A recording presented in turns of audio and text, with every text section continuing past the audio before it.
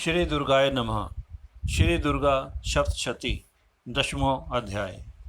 ऋषि कहते हैं, राजन, अपने प्राणों के समान प्यारे भाई निशुंभ को मारा गया देखकर तथा सारी सेना का संहार होता जान शुंभ ने कुपित होकर कहा, दुष्ट दुर्गे, तू बल के अभिमान में आकर झूठ मूठ का घमंड न दिखा।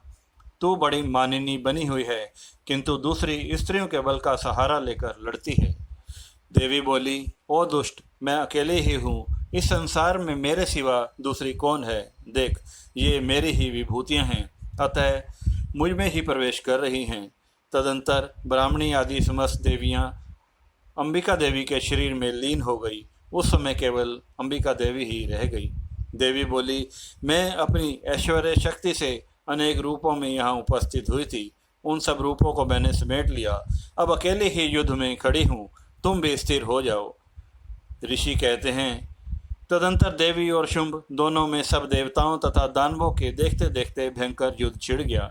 बाणों की वर्षा तथा तीखे शस्त्रों और दारुण अस्त्रों के प्रहार के कारण उन दोनों का युद्ध सब लोगों के लिए बड़ा भयानक प्रतीत हुआ। उस समय अंबिका देवी ने जो सैकड़ों दिव्य अस्त्र छोड़े, उन्हें दैत्यराज शुंभ ने उनके निवारक अस्त्रों द्वारा काट डाला। इसी प्रकार शुंभ ने भी जो दिव्य अस्त्र चलाए, उन्हें परमेश्वरी ने भयंकर हुंकार शब्द के उच्चारण द्वारा खिलवाड़ में ही नष्ट कर डाला। तब उस असुर ने सैकड़ों बाणों से देवी को आच्छादित कर दिया। यह देख क्रोध में भरी हुई उन देवी ने भी बाण मारकर उसका धनुष काट डाला। धनुष कट जाने पर फिर दैत्यराज ने शक्ति हाथ में ली, किंतु देवी ने चक्र से उसके हाथ की शक्ति को भी काट गिराया।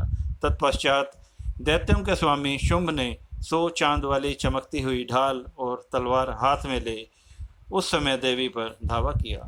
उसके आते ही चंडिका ने अपने धनुष से छोड़े हुए तीखे बाणों द्वारा उसकी सूर्य किरणों के समान उज्ज्वल ढाल और तलवार को तुरंत काट दिया। फिर उस दैत्य के घोड़े और सारथी मारे गए। धनुष तो पहले ही कट चुका था। अब उसने अंबिका को मारने के लिए उद्धत और भयंकर मुदगर हाथ में लिया। उसे आते देख देवी ने अपने तीक्ष्ण बाणों से उसका मुदगर भी काट डाला, जिस पर भी वह असुर मुक्का तानकर बड़े वेग से देवी की ओर झपटा। उस दैत्यराज ने देवी की छाती में मुक्का मारा। तब उन देवी ने भी उसकी छाती में एक चांटा जड़ दिया।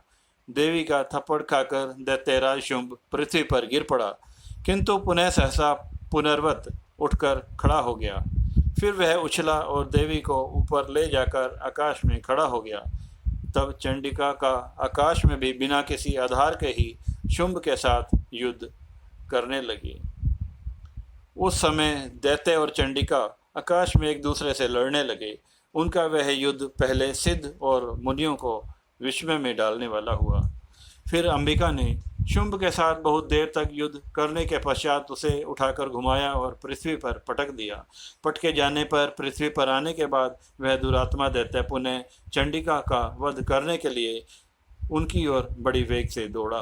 तब समस्त दैत्यों के राजा शुंभ को अपनी ओर आते देख देवी ने त्रिशूल से उसकी छाती छेद कर उसे पृथ्वी पर गिरा दिया। देवी के शूल की धार से घायल होने पर उसके प्राण पेखरू उड़ गए और वह समुद्रों, द्वीपों तथा पर्वतों सहित समूची पृथ्वी को कंपाता हुआ भूमि पर गिर पड़ा। तदंतर उस दुरात्मा के मारे जाने पर संपूर्ण जगत प्रसन्न एवं पूर्ण स्वस्थ हो गया और आकाश स्वच्छ दिखाई देने लगा। पहले जो उत्पात सूचक मेघ और उल्कापात होते थे, वे सब शांत हो गए तथा उस दैत्य के मारे जाने पर नदियां भी ठीक मार्ग से बहने लगी। उस समय शुंभ की मृत्यु के पश्चात देवताओं का हृदय हर्ष से भर गया और गंधर्वगण मधुर गीत गाने लगे। दूसरे गंधर्व बाजे बजाने लगे और अप्सराएं नाचने लगी। पवित्र वायु बहने लगी। सूर्य की प्रभा उत्तम हो गई।